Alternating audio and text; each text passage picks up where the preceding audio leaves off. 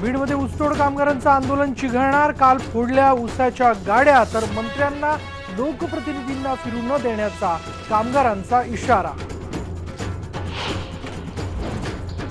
जहाल माओवादी किरण उर्फ शिवा रेड्डीला तेलंगणावरून अटक। 27 हत्यांसह 73 घटनांचा शिवा रेड्डी होता सूत्रधार।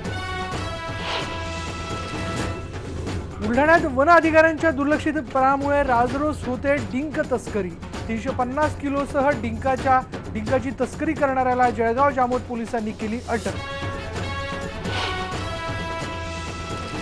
शिर्डीमध्ये नादुर्खी गावातल्या विहिरीत पडला बिबट्या। जेसीबीचा वापर करत बिबट्याला बाहेर काढण्यात वन अधिकाऱ्यांना यश। ऐन सणासुदीच्या काळात बारामतीत पाणी कपात। बारामतीकरांना टँकरनं पाणी पुरवठा करण्यात नगर परिषद ठरते असमर्थ। आणि टाळ मृदुंगाच्या गजरात परभणीच्या पूर्णा स्थानकावर निजामाबाद पंढरपूर रेल्वेचा वाढदिवस साजरा। ट्रेनच्या इंजिनवर विठ्ठलाचा फोटो लावून करण्यात आली ट्रेनची पूजा।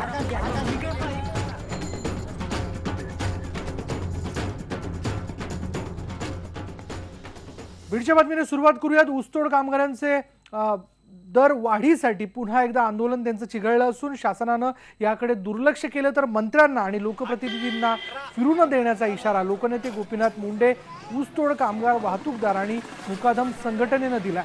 बीड जिल्ह्यात याची सुरुवात म्हणून काल ऊसाच्या ज्या गाड्या होत्या, ज्या आलेल्या होत्या, त्या फोडण्यात आल्या, तर काही ठिकाणी चक्का जाम आंदोलन करण्यात आलं।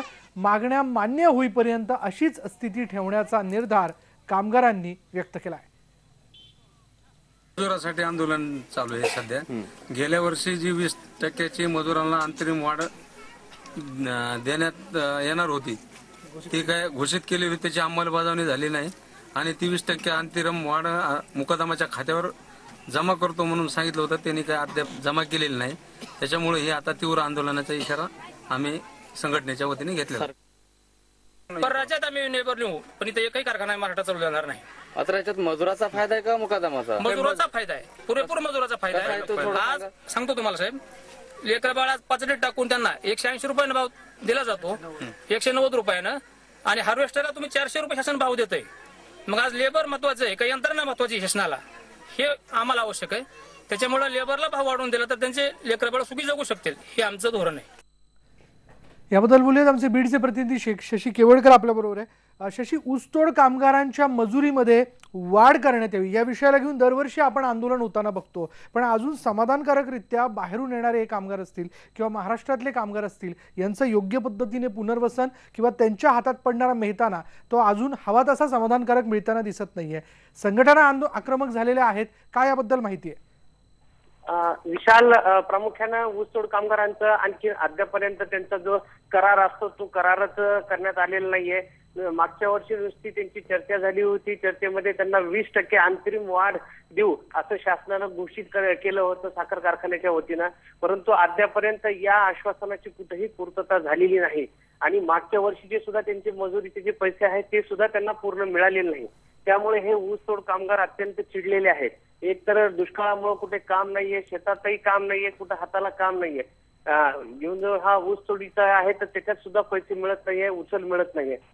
त्यामुळे चहूबाजूनी हे ऊसतोड कामगार जे आहेत ते अडचणीत आलेले आणि त्यांची एवढीच माफक अपेक्षा आहे की मागच्या वर्षीचं देणं आणि चालू वर्षीची जी दरवाढ आहे ही दरवाढ त्यांना तात्काळ मंजूर करावी, जेणेकरून त्यांना कारखान्याकडे ऊस तोडणीसाठी जाता येईल।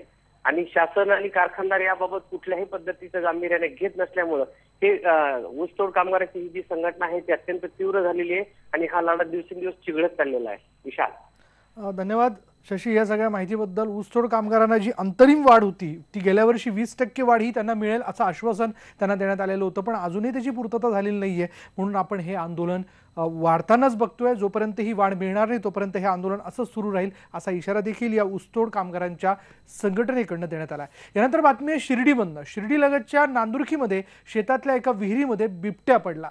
संजय चौधरी हे आपल्या शेतातल्या विहिरीची मोटर सुरू करण्यासाठी गेले असताना त्यांना विहिरीत हा बिबट्या पडलेला दिसला। विहिरीतल्या या बिबट्याला बाहेर काढण्यासाठी ग्रामस्थांनी आणि वन विभागाच्या अधिकाऱ्यांनी प्रयत्न केले। जेसीबीला पिंजरा बांधून तो विहिरीत सोडण्यात आला आणि हा बिबट्या जो आहे तो पिंजऱ्यात आल्यानंतर त्याला विहिरीच्या बाहेर काढण्यात यश आलं। या परिसरात बिबट्याचा वावर असल्यानं शेतकऱ्यांमध्ये गावकऱ्यांमध्ये भीतीचं वातावरण असतं आणि त्यामुळेच वन विभागाच्या अधिकाऱ्यांनी लक्ष द्यावं अशी मागणी जी आहे ती ग्रामस्थांनी केली। ही जी दृश्य आपण बघतोय यात आपण पाहतोय की हा बिबट्या विहिरीत पडलेला आहे, कशा पद्धतीने तो बेधरलेला आहे या पाण्यात पडल्यानंतर हेही आपण पाहू शकतो। पण याला आता याच्यातनं बाहेर काढायचं कसं या दृष्टीने वन विभागाच्या वतीने तिथल्या सगळ्या गावकऱ्यांच्या वतीने विचार करण्यात आला। जेसीबीला बांधून एक पिंजरा आतमध्ये सोडण्यात आला आणि त्यानंतर हा जो बिबट्या त्या पिंजऱ्यामध्ये शिरला आणि त्याला तिथून बाहेर काढण्यात आलं। पण आता अशा प्रकारचे इतरही बिबटे तिथे असावेत असा एक अंदाज व्यक्त केला जातोय, त्यामुळे गावकऱ्यांमध्ये भीतीचं वातावरण आहे। काल रात्री असं झालं 10-10:30 वाजता आमच्या वस्तीवर आला तो अगोदर, कुत्र्यांच्या पाठीमागे लागला। आम्हाला वाटलं पिसळेल कुत्रे म्हणून आम्ही उठलो घरातून आणि त्याच्या पाठीमागे लागलो। लक्षात नाही आलं बाबा बिबट्याचे म्हणून, आणि मग ते आम्ही कुत्र्याला हाड छो छो छो म्हणत होतो तर ते कुत्रे इकडे विहिरीकडे पळत आले बागामध्ये। मग त्यांच्या पाठीमागे आला तो विहिरीत रात्री 10-10:30 वाजता पडला। हो, ही घटना आम्ही सकाळी जेव्हा 8-8:30ला मोटर चालू करायला आलो विहिरीवर, तेव्हा ते विहिरीतून गुराखल्याचा आवाज आल्यावर आम्ही डोकलो, तेव्हा ती घटना लक्षात आली। त्याच्यानंतर आम्ही सरपंचाला फोन केला, मोटर म्हणजे विहिरीत बिबट्या पडला। मग त्यांनी ताबडतोब वन विभागाशी कॉन्टॅक्ट केला, वन विभागाने 1 तासात कारवाई चालू केली। नेमकी कारवाई कशा पद्धतीने पार पडली, ही मोहीम कशी पार पडली याबद्दल अधिक माहिती जाणून घेऊयात। आमचे शिर्डीचे प्रतिनिधी हरीश दिमोटे आपल्याबरोबर आहे। हरीश, आपण पाहतोय की सर्रास म्हणजे महाराष्ट्रात सगळीकडेच बिबट्यांचा वावर जो आहे आता हा मानवी वस्तीत होताना दिसतोय। ते मानवी वस्तीत शिरतायत, काही ठिकाणी शेतात शिरतायत। असाच शिर्डीजवळ असलेल्या नांदुरखी इथल्या एका विहिरीमध्ये हा बिबट्या पडला होता, याला कशा पद्धतीने तिथून बाहेर काढण्यात आलं? नक्कीच विशाल, राज्यासह नगर जिल्ह्यामध्ये सध्या बिबट्यांनी धुमाकूळ घातलेला आहे। बिबट्या हा भक्ष्याच्या शोधामध्ये मानवी वस्तीकडे येतोय। गेल्या आठवड्याभरातच नगर जिल्ह्यामध्ये अकोले तालुका त्यानंतर संगमनेर तालुक्यामध्ये एका जोडप्यांवरती या बिबट्याने हल्ला केला होता। त्यातील एका महिलेचा दुर्दैवी अंत झाला आहे, तर एका लहान मुलीला बिबट्याने उचलून घेऊन गेलं होतं। हा जो बिबट्या आता विहिरीत पडलेला आहे हाही भक्ष्याच्या शोधामध्ये असताना तो कुत्र्याच्या मागे लागलेला असताना त्या विहिरीमध्ये पडलाय आणि मोठी कसरत वन विभागाला त्या ठिकाणी करावी लागली, कारण ही विहीर फार खोल होती आणि त्यात हा बिबट्या पाण्यामध्ये पडलेला होता। त्याला काढण्यासाठी जेसीबीला पिंजरा बांधून तो खाली सोडण्यात आला आणि मोठी कसरत करून मग तो बिबट्या वर काढलाय।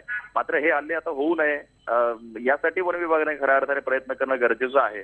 बिबट्याची मोठी दहशत नगर जिल्ह्यातल्या तालुक्यांमध्ये आहे। लोक रात्री बाहेर पडायला दजावत नाहीयेत, त्यामुळे कुठेतरी बिबट्यांवरती प्रतिबंध कसा लागेल यासाठी आता प्रयत्न करणं गरजेचं आहे। अगदी हा प्रतिबंध कसा घालता येईल हा सगळ्या बिबट्यांच्या वावराला, यासाठी म्हणून आता प्रयत्न करावे लागणार आहेत, कारण गावकऱ्यांमध्ये भीतीचं वातावरण आहे। धन्यवाद हरीश या सगळ्या माहितीबद्दल। यानंतर गावाकडच्या बातम्यांमध्ये इथे वेळ झाली का ब्रेकची, पहा फक्त IBN लोकमत।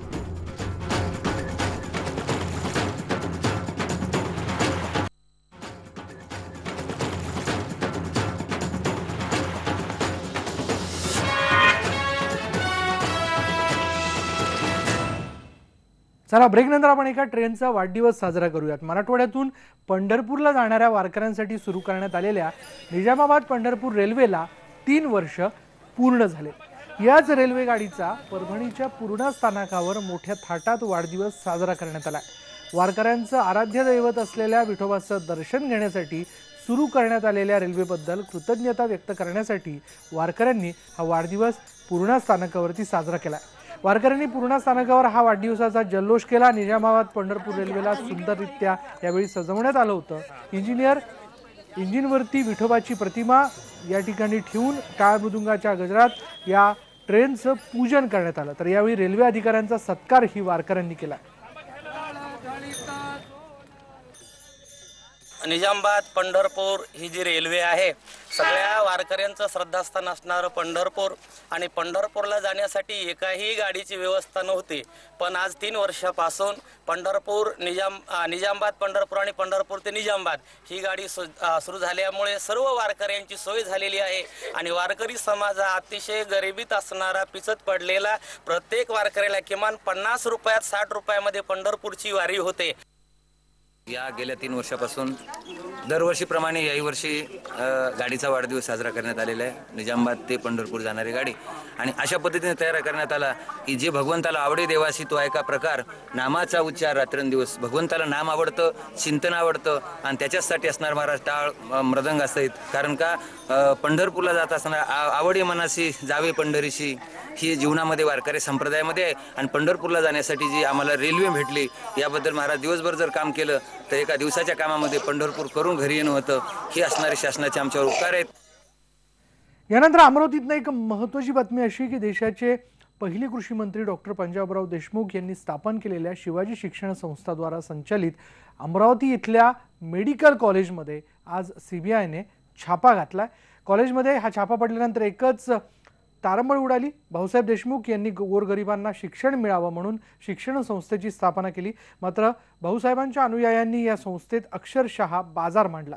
कॉलेजने अटी शर्ती पूर्ण न केल्याने काही काळ या मेडिकल कॉलेजची MCIने परवानगी सुद्धा रद्द केली होती। MCIच्या निरीक्षणाच्या वेळी शासकीय रुग्णालयातून पेशंट आणणं, कॉलेजमध्ये पूर्ण टीचिंग स्टाफ नसणं, कर्मचाऱ्यांना पूर्ण पगार न देणं यासारख्या तक्रारी MCIकडे केल्या गेल्या होत्या आणि काही महिन्यांपूर्वी अंतिम वर्षाच्या MBBSच्या विद्यार्थ्याचा कॉलेजच्या दवाखान्यात वेळेवर उपचार न मिळाल्याने मृत्यू झाला होता। सध्याच्या असलेल्या कार्यकारिणीवरही न्यायालयाने ताशेरे उडलेले आहेत आणि कार्यकारिणी बरखास्त केली आहे। यानंतर पाहूयात उस्मानाबादमधल्या आत्महत्याग्रस्त शेतकरी कुटुंबांना मदत करण्यासाठी अनेक सामाजिक संस्था पुढे येतात। उस्मानाबाद जिल्ह्यातील वाटवडा इथल्या साई मंदिर संस्थानने सामाजिक बांधिलकी जपत 21 आत्महत्याग्रस्त कुटुंबांना प्रत्येकी 7,000 रुपयांची मदत केली आहे। संस्थेच्या वतीने या कुटुंबातील सदस्यांची वैद्यकीय तपासणी करण्यात आली आणि यापुढेही साई संस्थान या शेतकऱ्यांच्या पाठीशी राहणार असल्याचं संस्थेचे सचिव बापू टेकाळे यांनी सांगितलं आहे।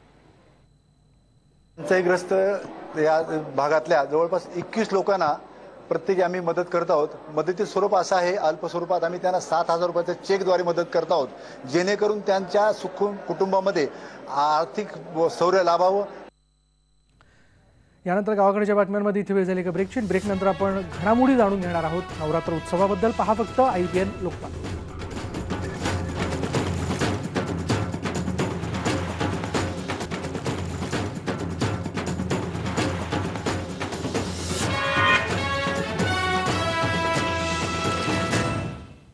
ब्रेकनंतर बघूयात कोल्हापूरच्या महालक्ष्मी देवीच्या मंदिरामध्ये आज पारंपरिक पद्धतीनं घटस्थापना करण्यात आली। पहाटेपासूनच मंदिर भाविकांसाठी खुलं करण्यात आल्यानं मंदिरामध्ये भाविकांची मोठी गर्दी दिसून येत होती। पहाटे देवीची आरती झाल्यानंतर पुण्यवाचन करून अनेक धार्मिक विधी करण्यात आले आणि त्यानंतर तोफेची सलामी देऊन उत्सव मूर्तीची मंदिरामध्ये प्रतिष्ठापना करण्यात आली। जिल्हाधिकारी डॉक्टर अमित कुमार सैनी यांच्या हस्ते पूजेला सुरुवात झाली होती, तर घटस्थापनेच्या पूजेचा मान जो आहे तो श्रीपाद मुनीश्वर यांच्याकडे होता। आजपासून आता 9 दिवस महालक्ष्मी देवीच्या मंदिरामध्ये शारदीय नवरात्र उत्सव चालणार असून 9 दिवस देवीची पूजा विविध रूपांमध्ये बांधली जाईल। दरवर्षी माझ्या हस्ते घटस्थापना विधी केला जातो। घटस्थापना विधीला पहिल्यांदा सुरुवातीला पुण्यवाचन, नांदी श्राद्ध वगैरे हे विधी केलेले जातात आणि त्यानंतर तोफेची सलामी देऊन घटाच्या उत्सव मूर्तीची स्थापना केली जाते। यानंतर गावाकडच्या बातम्यांमध्ये इथे थांबणार आहोत। पहा फक्त IBN लोकमत।